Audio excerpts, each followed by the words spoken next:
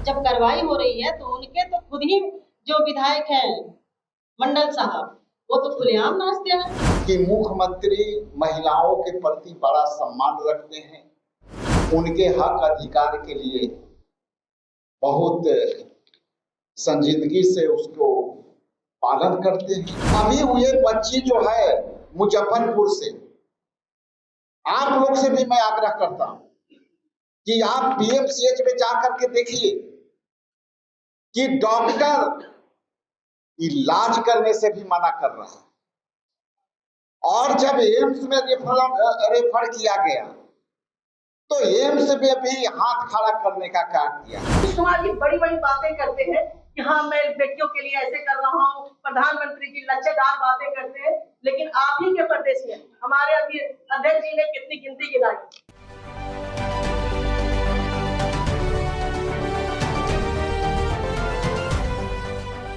जैसा कि आपको अचानक बुलाया गया है, और अचानक बुलाने का मतलब मेरा ये है कि आज जो बीजेपी के सरकार है और कल प्रधानमंत्री का जो वक्तव्य आया, उन्होंने कहा था कि कांग्रेस के राज में जो है और पिछले के सरकार जो 80-90 में थी उसमें जंगल राज था। आज मैं आपसे बताना चाहता हूं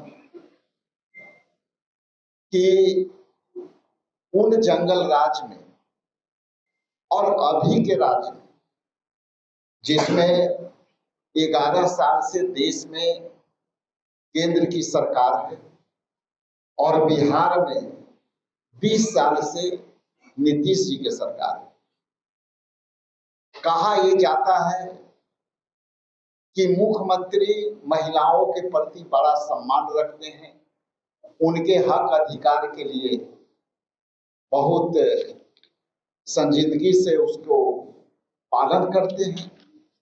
लेकिन आपके माध्यम से मैं बिहार के सरकार जो एनडीए गठबंधन से समर्थन से चल रही है, कुछ बिहार की बेटियां कितनी असुरक्षित है, इस प्रेस वार्ता में आपके सामने रखना चाहता हूं। मैं पहले कुछ बातें रखूंगा, उसके बाद जो घटना घटी है उस घटना के अवलोकन करने बिहार प्रदेश कांग्रेस कमेटी के महिला अध्यक्षा सरबत जी गई थी, और उसके बाद हमारे महिला नेत्री एमएलए प्रतिमा दास जी ब्रीफ करेंगे। लेकिन मैं बताते चलूं कि जो नीतीश जी के सरकार चल रही है, ये बेटियों के साथ हत्या बलात्कार के घटना के बाद भी इस बात के लिए भी संघर्ष करना पड़ रहा है कि पुलिस एफआईआर लेगी कि नहीं लेगी। तो पहले तो यह है कि पुलिस एफआईआर जल्दी लेना नहीं चाहती। ये नीतीश जी के सरकार में ये बेटियों के न्याय कैसे मिलेगा? दूसरा, यदि वो पीड़ित है तो उस बेटियों को हॉस्पिटल में इलाज करने के लिए भी नीतीश सरकार सक्षम है।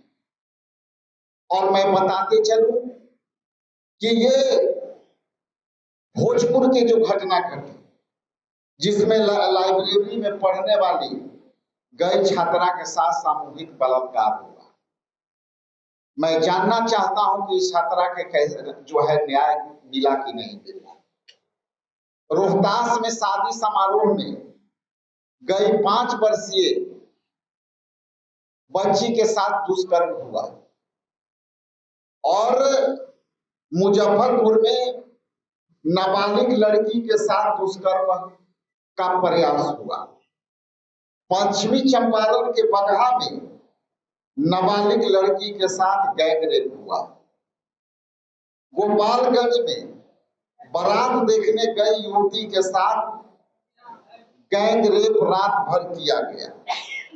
पटना के एक प्रतिष्ठित होटल में नाबालिग बल्कि बेटियों के साथ दरिंदगी की गई। जमुई में नाबालिग के साथ झोला छाप डॉक्टर ने सामूहिक बलात्कार किया। तो मैं यहाँ आपके चैनल के माध्यम से मैं 2 सवाल कर करके मैं आगे के विस्तृत जानकारी के लिए मैं अपना अध्यक्षा दोनों महिला नेत्री को दूंगा। लेकिन मैं सीधा सवाल आदरणीय नीतीश कुमार जी से करता हूं कि आप पता कराओ कि अभी हुए बच्ची जो है मुजफ्फरपुर से, आप लोग से भी मैं आग्रह करता हूं कि आप पीएमसीएच में जाकर के देखिए कि डॉक्टर इलाज करने से भी मना कर रहा है। और जब एम्स में रेफर किया गया तो एम्स में भी हाथ खड़ा करने का क्या किया है। आपका डबल इंजन की सरकार है। एम्स केंद्र द्वारा संचालित होती है, एम्स हॉस्पिटल केंद्र के अधीनस्थ आती है, पीएमसीएच बिहार सरकार के अधीनस्थ आती है। तो क्या नीतीश कुमार और केंद्र की सरकार इसे छुपाने का प्रयास कर रही है? लेकिन मैं स्पष्ट कर दूं कि बिहार प्रदेश कांग्रेस कमेटी के तमाम कार्यकर्ता उन बेटियों के लिए न्याय मिलने तक संघर्ष जारी रहेगा। देखेंगे कि नीतीश जी की सरकार उन बेटियों के सुरक्षा देती है कि नहीं, और नहीं देगी तो उनके सुरक्षा के लिए बिहार के तमाम कार्यकर्ताओं इसको न्याय दिलाने के लिए संघर्ष करेंगे। आगे के लिए मैं सरवत जहां फातिमा जी को, बात इतनी गंभीर है कि बोलते हुए इतना दर्द है कि बयान नहीं कर सकते।